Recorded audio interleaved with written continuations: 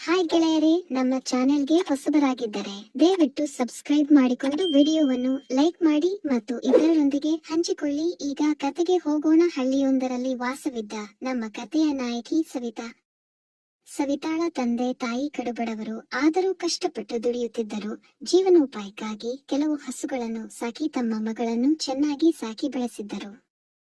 ಅವಳು ನೋಡಲು ಒಳ್ಳೆಯ ಬೊಂಬೆಯಂತೆ ಆಗಿದ್ದಳು. ಆಕರ್ಷಕ ಮೈಬಣ್ಣ, ಉದ್ದನೆಯ ಕೂದಲು, ದೊಡ್ಡ ದೊಡ್ಡ ಕಣ್ಣುಗಳು ಎಲ್ಲರನ್ನೂ ಆಕರ್ಷಿಸುತ್ತಿದ್ದವು. ಅಷ್ಟೇ ಅಲ್ಲ, ಅವಳು ತುಂಬಾ ಬುದ್ಧಿವಂತ ಹುಡುಗಿ. ಎಲ್ಲರ ಜೊತೆಯಲ್ಲೂ ಚೆನ್ನಾಗಿ ಹೊಂದಿಕೊಳ್ಳುತ್ತಾಳೆ. ಒಂದು ದಿನ ಆ ಹಳ್ಳಿಗೆ ಡಾಕ್ಟರ್ ಒಬ್ಬರು ಬಂದರು. ತಿಂಗಳಿಗೊಮ್ಮೆ ಆ ಊರಲ್ಲಿ ಮೆಡಿಕಲ್ ಕ್ಯಾಂಪ್ ನಡೆಯುತ್ತಿತ್ತು. ಇಬ್ಬರು ನರ್ಸ್ಗಳ ಜೊತೆಗೆ ಒಬ್ಬ ಡಾಕ್ಟರ್ ಬಂದು ಎಲ್ಲರ ಆರೋಗ್ಯ ತಪಾಸಣೆ ಮಾಡಿ ಸೂಕ್ತವಾದ ಔಷಧ ನೀಡುತ್ತಿದ್ದರು. ಅವಳು ಕೂಡ ತನ್ನ ತಂದೆ ತಾಯಿಯರನ್ನು ಡಾಕ್ಟರ್ ಹತ್ತಿರ ತಪಾಸಣೆಗಾಗಿ ಕರೆದುಕೊಂಡು ಹೋದಳು. ಅಲ್ಲಿ ಡಾಕ್ಟರ್ ಚಂದ್ರು ಅವಳನ್ನು ನೋಡಿ ಆಶ್ಚರ್ಯಪಟ್ಟು ಬಿಟ್ಟನು. ಅವಳ ಸೌಂದರ್ಯಕ್ಕೆ ಮಾರು ಹೋಗಿದ ಚಂದ್ರು ಇಂತಹ ಸುಂದರಿಯೊಬ್ಬರನ್ನು ಈ ಹಳ್ಳಿಯಲ್ಲಿ ನೋಡಿರಲಿಲ್ಲ. ಅವಳ ಮೇಲೆ ಅವನಿಗೆ ಆಸೆ ಹುಟ್ಟಿತು. ಡಾಕ್ಟರ್ ಆಗಿದ್ದರು. ಅವನ ವಯಸ್ಸು 30 ವರ್ಷ ದಾಟಿರಲಿಲ್ಲ. ಹೆಂಗಾಗಿ ಚೆನ್ನಾಗಿದ್ದ ಅವನಿಗೆ ಹುಡುಗಿಯರ ಮೇಲೆ ಹುಚ್ಚು ಮತ್ತು ಆಸಕ್ತಿ ಹೆಚ್ಚು. ಅವನಿಗೆ ಇದು ಹೊಸದೇನಲ್ಲ, ಈ ಹಿಂದೆ ಕೂಡ ಇಂತಹ ಘಟನೆಗಳು ನಡೆದಿದ್ದವು. ಕೆಲ ಸುಂದರ ಹುಡುಗಿಯರ ಜೊತೆ ಅಫೇರ್ ಇಟ್ಟುಕೊಂಡಿದ್ದನು. ಅವುಗಳಲ್ಲಿ ಕೆಲವರು ಅವನ ಜೊತೆ ಮಜಾ ಮಾಡಿಕೊಂಡು ದೂರವಾಗಿದ್ದರು.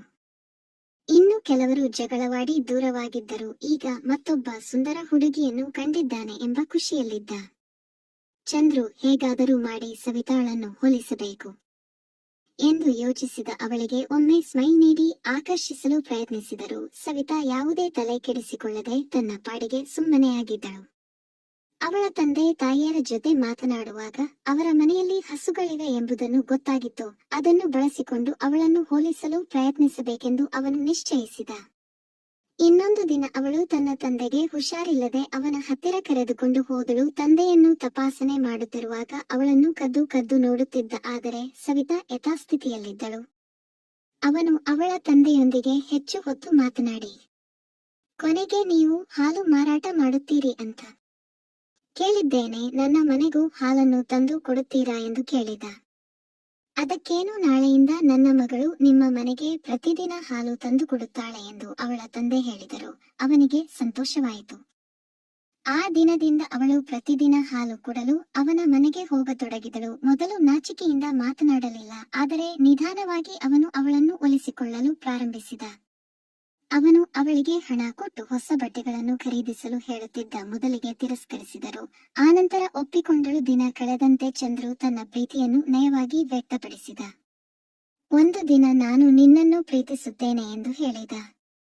ಈ ಮಾತು ಕೇಳಿ ಅವಳಿಗೆ ಏನು ಹೇಳಬೇಕೆಂದು ತಿಳಿಯದೆ ಆಘಾತದಿಂದ ಸುಮ್ಮನಾಗಿ ಬಿಟ್ಟಳು. ಆದರೆ ಅವನು ಅಷ್ಟಕ್ಕೆ ಸುಮ್ಮನಿರಲಿಲ್ಲ. ಅವನು ಅವಳನ್ನು ತನ್ನ ಮನೆಯೊಳಕ್ಕೆ ಕರೆದೊಯ್ದು ಅವಳ ಸೊಂಟದ ಮೇಲೆ ಕೈ ಹಾಕಿ ತಬ್ಬಿಕೊಂಡನು. ಈ ದೃಶ್ಯಕ್ಕೆ ಸವಿತಾ ಇನ್ನಷ್ಟು ಬೆಚ್ಚಿ ಬಿದ್ದಳು. ಏನು ಮಾಡಬೇಕೆಂದು ತಿಳಿಯದೆ ಗೊಂದಲಕ್ಕೆ ಒಳಗಾದಳು. ಅವನು ತನ್ನ ಉದ್ದೇಶವನ್ನು ಹೆಚ್ಚು ಸ್ಪಷ್ಟಪಡಿಸುತ್ತಾ ಅವಳ ಸೊಂಟವನ್ನು ಆವರಿಸತೊಡಗಿದನು. ಅವಳಿಗೆ ಅಸಹ್ಯವಾದರೂ ಅವನು ಅವಳನ್ನು ಗಟ್ಟಿಯಾಗಿ ತಬ್ಬಿ ಅವಳ ಮೇಲೆ ಆಳ್ವಿಕೆ ನಡೆಸತೊಡಗಿದ. ಹತ್ತಿರ ಹೋಗಿ ಅವಳನ್ನು ಚುಂಬಿಸಿದ. ಮೊದಲಿಗೆ ಸವಿತಾ ಅದನ್ನು ತಿರಸ್ಕರಿಸಿದರು.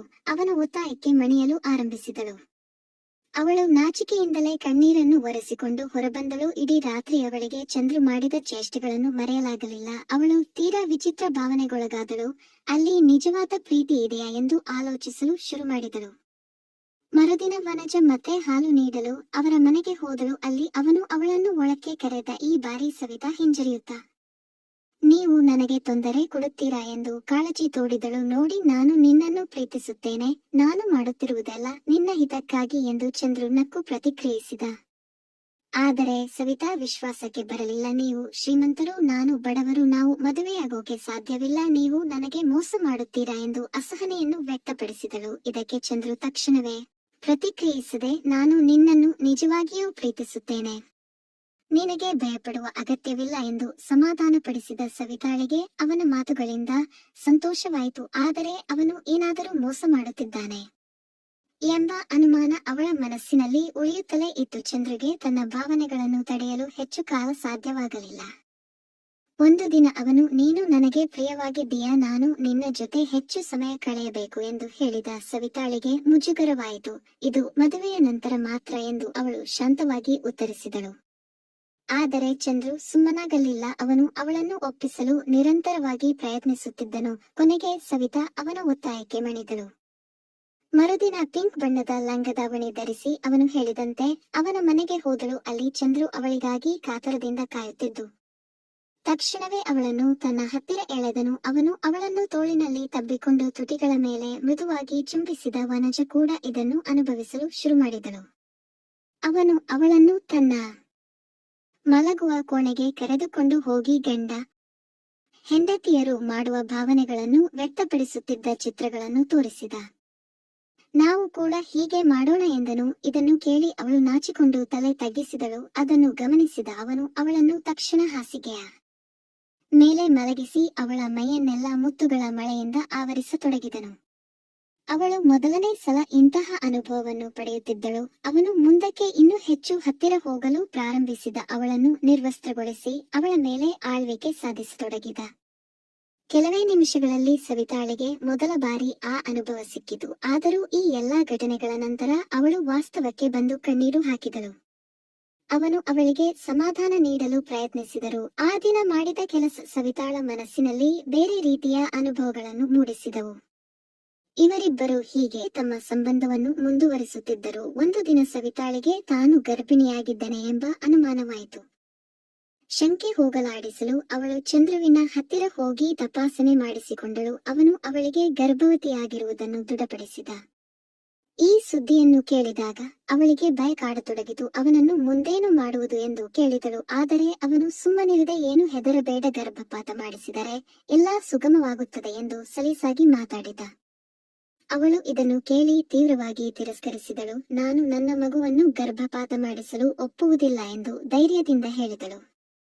ಆದರೂ ಅವನು ಅವಳನ್ನು ಒತ್ತಾಯಿಸುತ್ತಾ, ನಾವು ಈಗಲೇ ಮದುವೆಯಾಗಲು ಸಾಧ್ಯವಿಲ್ಲ, ಇದನ್ನು ಈಗ ತೆಗೆಸಿಬಿಡೋಣ, ಆಮೇಲೆ ನಿನ್ನನ್ನು ಮದುವೆಯಾಗುತ್ತೇನೆ ಅಂತ ತಪ್ಪಿಸಿಕೊಳ್ಳುವುದಕ್ಕೆ ನೋಡಿದ. ತಾನು ಮುಂದೆ ಕಷ್ಟದಲ್ಲಿ ಸಿಲುಕಬಹುದು ಎಂದು ಅವನಿಗೆ ಭಯವಿತ್ತು. ಸವಿತಾ ತನ್ನ ನಂಬಿಕೆಯ ಪ್ರಕಾರ ಗರ್ಭಪಾತವನ್ನು ಒಪ್ಪಲಾರದೆ ಅಲ್ಲಿಂದ ಹೊರಟೆ ಬಿಟ್ಟಳು. ಈಗ ಅವಳು ತನ್ನ ಕುಟುಂಬದ ಮೇಲೆ ಎಲ್ಲಾ ಭರವಸೆ ಇಟ್ಟಳು. ಅವಳು ಮನೆಗೆ ಬಂದು ತನ್ನ ಅಪ್ಪ ಅಮ್ಮರಿಗೆ ಎಲ್ಲಾ ಕಥೆಯನ್ನು ವಿವರಿಸಿದಳು. ಇದನ್ನು ಕೇಳಿದ ಪೋಷಕರು ತೀವ್ರ ಆಘಾತಕ್ಕೊಳಗಾದರು. ಅವರು ತಕ್ಷಣ ಊರಿನ ಪಂಚಾಯಿತಿಗೆ ದೂರು ಸಲ್ಲಿಸಿದರು. ಪಂಚಾಯಿತಿ ಚಂದ್ರುವಿಗೆ ಎಚ್ಚರಿಕೆ ನೀಡಿತು ಮತ್ತು ಸತತ ಸಮಾಲೋಚನೆಗಳ ನಂತರ ಅವನಿಗೆ ಅವಳೊಂದಿಗೆ ಮದುವೆಯಾಗಲೇಬೇಕು ಎಂಬ ತೀರ್ಪು ನೀಡಿದರು. ಈ ತೀರ್ಪು ಅವನಿಗೆ ತೀವ್ರ ಆಘಾತದಂತಾಯಿತು. ಊರಿನ ಜನರನ್ನು ಎದುರಿಸಲು ಅವನಿಗೆ ಸಾಧ್ಯವಾಗಲಿಲ್ಲ. ಪಂಚಾಯಿತಿಯಲ್ಲಿ ಚಂದ್ರು ತನ್ನ ತಪ್ಪನ್ನು ಒಪ್ಪಿಕೊಂಡು ಸವಿತಾಳೊಂದಿಗೆ ಮದುವೆಯಾಗಲು ಒಪ್ಪಿಗೆ ಸೂಚಿಸಬೇಕಾಯಿತು. ಇಷ್ಟು ದಿನ ಅವಳನ್ನು ವಂಚಿಸುತ್ತಿದ್ದ ಚಂದ್ರು ಕೊನೆಗೆ ಅವಳೊಂದಿಗೆ ಮದುವೆಯಾಗಬೇಕಾಗಿ ಬಂತು. ಈ ಸಂದರ್ಭದಲ್ಲಿ ಸವಿತಾಳ ಪೋಷಕರು ಕಷ್ಟಗಳನ್ನೆಲ್ಲ ಮರೆಯುವಂತೆ ಸಮಾಧಾನ ಪಟ್ಟುಕೊಂಡರು. ನಮ್ಮ ಮಗಳು ಒಳ್ಳೆಯ ಮನೆ ಸೇರಿದಳು ಎಂದು ಸಂತೋಷಪಟ್ಟರು. ಈ ಕಥೆಯ ಬಗ್ಗೆ ನಿಮ್ಮ ಅನಿಸಿಕೆ ಅಭಿಪ್ರಾಯಗಳನ್ನು ಕಮೆಂಟ್ನಲ್ಲಿ ತಿಳಿಸಿ. ವಿಡಿಯೋ ಇಷ್ಟವಾದಲ್ಲಿ ಲೈಕ್ ಮಾಡಿ, ಸ್ನೇಹಿತರೊಂದಿಗೆ ಹಂಚಿಕೊಳ್ಳಿ, ಚಾನೆಲ್ ಅನ್ನು ಸಬ್ಸ್ಕ್ರೈಬ್ ಮಾಡಿ, ಸಪೋರ್ಟ್ ಮಾಡಿ. ಮುಂದಿನ ವಿಡಿಯೋದಲ್ಲಿ ಸಿಗೋಣ. ನಮಸ್ಕಾರ.